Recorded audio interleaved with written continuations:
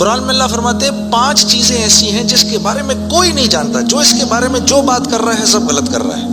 5 چیزیں کون سی ہیں؟ سب سے پہلے ان اللہ عندہ علم الساعہ، اللہ کہتے ہیں سوائے اللہ کے کوئی نہیں جانتا قیامت کب آئے گی۔ وَيُنَزِّلُ الْغَيْثَ، بارش نے کب کہاں اور کتنا برسنا ہے کوئی نہیں جانتا۔ رزق کس کے پاس کتنا پہنچے گا اللہ فرماتے ہیں کوئی نہیں جانتا، صرف میں جانتا ہوں۔ وَيَعْلَمُ مَا فِي الْأَرْحَامِ، ماں کے رحم میں یہ تو معلوم کر لیتے ہیں کہ بیٹا ہے یا بیٹی ہے، لیکن اللہ فرما رہے ہیں یہ نہیں معلوم کر سکتے کتنا جیے گا، کتنا کہاں رہے گا، کیا کھائے گا، کیا پیے گا، نیک ہوگا، بد ہوگا، فرما بردار ہوگا، نافرمان ہوگا، اللہ فرماتے ہیں کوئی نہیں جانتا۔ پھر اللہ فرما رہے ہیں وما تدری نفس ماذا تکسب غدا، کوئی نفس یہ نہیں جانتا، انسانوں کو چھوڑو، کیڑے مکوڑے بھی یہ نہیں جانتے کہ کل ان کو ان کا رزق کہاں سے ملے گا۔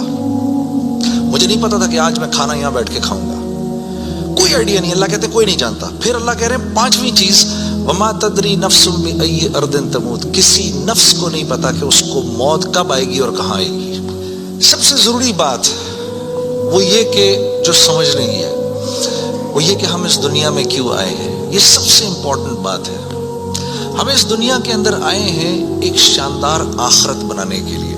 ہم اس دنیا میں کیوں آئے ہیں؟ ایک شاندار آخرت بنانے کے لیے۔ جو اس نیت سے دنیا میں زندگی گزارتا ہے اللہ رب العزت دنیا اس کی خود بناتے ہیں۔ انسان اپنی محنت سے اپنی دنیا نہیں بنا سکتا، انسان اپنی محنت سے اپنی دنیا نہیں بنا سکتا، وہ اپنے آپ کو نہیں بنا سکتا تو باقی دنیا کیا بنائے گا؟ ٹھیک ہے، میں چاہوں کہ میری جوانی کبھی بڑھاپے کی طرف نہ جائے، یہ ہو نہیں سکتا، میرا اپنے اوپر تو زور چلتا نہیں ہے، نہ میں اپنی مرضی سے آیا، نہ اپنی مرضی سے رہ رہا ہوں، اور نہ اپنی مرضی سے دنیا سے جاؤں گا۔ یہ کیسی دنیا ہے کہ اس کی کوئی بھی چیز میرے قابو میں نہیں ہے۔ آپ یہاں رہتے ہیں، میں کراچی میں رہتا ہوں، کوئی لاہور میں رہتا ہے، کوئی پنڈی میں رہتا ہے، اور آپ کو پتہ ہے کہ یہاں آپ اپنی مرضی سے نہیں آئے ہوئے، یہ بھی بڑی عجیب بات ہے۔ فَأَلْهَمَهَا فُجُورَهَا وَتَقْوَاهَا، اوف میرے دوستو، یہ وہ آیت ہے جس کو اللہ نے 7 قسمیں کھانے کے بعد بیان کیا۔ 7 قسمیں کھائیں اس آیت کو بیان کرنے سے پہلے، جیسے میں کہوں میری بہن اللہ کی قسم، رسول کی قسم، قرآن کی قسم، تیرے باپ کی قسم، تیری ماں کی قسم، 6 قسمیں تو یہ کھائیں۔ پھر آخر میں فرمایا وَنَفْسٍ وَمَا سَوَّاهَا، اچھا چل کسی کی قسم نہیں مانتا تو میرے بندے مجھے تیری جان کی قسم، فَأَلْهَمَهَا فُجُورَهَا وَتَقْوَاهَا، کل قیامت کے دن آ کے مجھے نہیں کہنا یا اللہ مجھے نہیں پتا تھا سیاہ کیا ہے اور سفید کیا ہے، مجھے نہیں کہنا کل یہ قیامت کے دن، کیونکہ فَأَلْهَمَهَا، الہام کیا ہے میں نے تجھے، الہام کیا ہے، اچھائی اور برائی کا فرق میں نے تیرے اندر ڈالا ہے اور یہ ڈال کے تجھے دنیا میں بھیج دیا ہے۔ جیسے کوئی بھی معاشرہ ہو اس میں سچ اچھا سمجھا جاتا ہے، جھوٹ برا سمجھا جاتا ہے، چاہے وہ مسلمانوں کا معاشرہ ہو چاہے غیر مسلموں کا ہو۔ بے ایمانی ہر معاشرے میں بری سمجھی جاتی ہے، ایمانداری ہر معاشرے میں پسند کی جاتی ہے۔ راست بازی، سچائی، بینگ اپ رائٹ، یہ ہر معاشرے میں پسند کیا جاتا ہے، اور ظلم ہر معاشرے میں برا سمجھا جاتا ہے، جسٹس ہر معاشرے میں اچھا سمجھا جاتا ہے، قتل ہر معاشرے میں برا سمجھا جاتا ہے۔ تو اللہ پاک فرما رہے ہیں یہ چیزیں دے کے میں نے تمہیں دنیا میں بھیجا ہے، میں نے تمہیں تمہاری جان کا استعمال بتا دیا، چیزوں کا استعمال بھی سکھا دیا، تو یا اللہ میں نے جان کا کیا استعمال کرنا ہے، میں نے جان کا کیا استعمال کرنا ہے؟ تو اللہ پاک فرما رہے ہیں قد افلح من زکاہا، تو نے اپنی جان کا تزکیہ کرنا ہے تو تو کامیاب ہو جائے گا۔ وَقَدْ خَابَ مَنْ دَسَّاهَا، اور اگر اپنے نفس کو تو نے کھلا چھوڑ دیا تو برباد ہو جائے گا۔ اب ان 2 باتوں پر علماء نے تفسیروں کی تفسیریں لکھ دی ہیں۔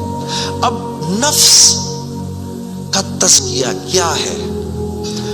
نفس کو ہر اس چیز سے روکنا جس کو اللہ نے منع کیا ہے، یہ نفس کا تزکیہ ہے۔ سامنے نامحرم عورت ہے، اب نہیں دیکھ سکتے اس کو، ہاں وہ سامنے سے آئی، نظریں جھکا لی، اب نظریں جھکا لی اسی لمحے پچھلے سارے گناہ معاف ہو جاتے ہیں، اور اللہ ایمان کی وہ حلاوت دیتے ہیں جو آپ نماز میں محسوس کریں گے۔ پھر آپ نہیں کہیں گے کہ جی میں نماز پڑھتا ہوں میرا تو دھیان ادھر نکل جاتا ہے، پھر آپ نہیں کہیں گے۔ کان کو ہر وہ چیز سننے سے روکنا جس کو اللہ نے منع کیا، ہر اس چیز کو سننا جس کا حکم دیا، ہاتھ کو ہر اس جگہ استعمال کرنا جس کا حکم، ہر اس چیز سے روکنا جس سے منع کیا۔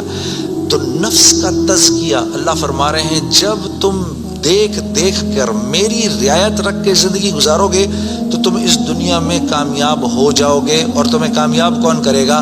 ہم کریں گے، تم خود کامیاب نہیں ہو سکتے۔ انسان کے پاس کیا اختیار ہے؟ اللہ نے انسان وہ واحد مخلوق ہے پوری کائنات میں جو اپنی جان کے استعمال کو بھی جانتی ہے اور چیزوں کے استعمال کو بھی جانتی ہے۔ انسان کے علاوہ اور کسی مخلوق کو یہ نہیں پتا کہ میں نے اپنی جان کو کیسے استعمال کرنا ہے اور چیزوں کو کیسے استعمال کرنا ہے۔ گھوڑے کو نہیں پتا کہ میں نے اپنے آپ کو کس کام میں لگانا ہے اور میں نے بکری کا کیا استعمال کرنا ہے۔ بکری کو نہیں پتا کہ میں کس کام کے لیے دنیا میں آئی ہوں، اس کو کوئی آئیڈیا نہیں ہے کہ بلی کا میں نے کیا استعمال کرنا ہے۔ بلی کو نہیں پتا میں کیوں آئی ہوں، اور بلی کو یہ بھی نہیں پتا کہ میں نے کتے کے ساتھ کیا کرنا ہے۔ ٹھیک ہے، انسان وہ واحد مخلوق ہے جس کو اللہ نے یہ شعور دیا۔ سلیمان علیہ السلام کے دور میں ملک الموت سے سلیمان علیہ السلام کی بڑی دوستی تھی، تو ملک الموت حضرت اسرائیل علیہ السلام یہ سلیمان علیہ السلام کے دربار میں اکثر آیا کرتے تھے۔ تو ایک دن دربار میں آئے تو ایک آدمی کو بار بار دیکھ رہے، وہ گھبرا گیا۔ کسی کو ملک الموت دیکھے اس کی ویسی جان نکل جائے گی کہ یہ مجھے، اور وہ بھی بار بار دیکھے تو ویسے ہی ہوش اڑ جائیں گے۔ تو اس نے سلیمان علیہ السلام سے کہا کہ جی ملک الموت مجھے بار بار دیکھ رہے ہیں، آپ ایسا کریں مجھے تو ہندوستان پہنچا دیں۔ تو انہوں نے ایک جن سے کہا بھی اس کو ہندوستان پہنچا دو، تو ہندوستان پہنچا دیا ان کو۔ تو بعد میں سلیمان علیہ السلام نے ملک الموت سے پوچھا کہ تم اس آدمی کو بار بار کیوں دیکھ رہے تھے؟ کہتے میں حیران ہو رہا تھا کہ اللہ نے مجھے کہا کہ اس کی جان ہندوستان میں نکالو، یہ یہاں کھڑا کیا کر رہا ہے؟ وما تدری نفس بأی ارض تموت، کسی نفس کو نہیں پتا اس کو اس کی موت کل کہاں آئے گی۔ یہ 5 چیزیں کوئی نہیں جانتا۔ اب ان 5 چیزوں کا براہ راست ہماری زندگی سے تعلق ہے۔ تو پھر یہ کیسی زندگی ہے، یہ کیسی دنیا ہے جس کے بارے میں کچھ بھی نہیں جانتا؟ تو اللہ رب العزت نے دنیا کا بننا بگڑنا یہ انسان کے ہاتھ میں نہیں رکھا، یہ انسان کے ہاتھ میں نہیں رکھا۔ اور اختیار کتنا دیا؟ ہم کہتے ہیں نا بھائی انسان کو اختیار ہے، بھائی اختیار کتنا دیا؟ اختیار اتنا دیا، کسی نے حضرت علی کرم اللہ وجہ سے پوچھا کہ حضرت یہ میرے پاس دنیا میں کتنا اختیار ہے؟ کہا ایک ٹانگ اٹھاؤ اپنی، تو اس نے اپنی ایک ٹانگ اٹھا لی۔ کہا جی دوسری اٹھاؤ، کہا جی وہ نہیں اٹھا سکتا۔ کہا بس اتنا اختیار ہے تیرے پاس، انسان کے پاس اتنا اختیار ہے۔ اور جو اختیار ہے وہ کیا ہے یہ جاننا بڑا ضروری ہے۔ میں حیران ہوتا ہوں کہ اللہ نے یہ نعت پڑھنے کا سلسلہ شروع کروا دیا، کیونکہ تبلیغ میں نکل کے ہر ایک کی ناک میں کنڈا ڈالنا مشکل ہو جاتا ہے۔ تو وہ اللہ نے کوئی نعت کے ذریعے کچھ، اب آپ لوگ سب نعت سننے آئے ہوئے ہیں، تو اسی چکر میں آپ کو 2-4 اپنی مرضی کی باتیں بھی سنا دیتا ہوں، پھر میں نعت بھی سنا دیتا ہوں۔ تو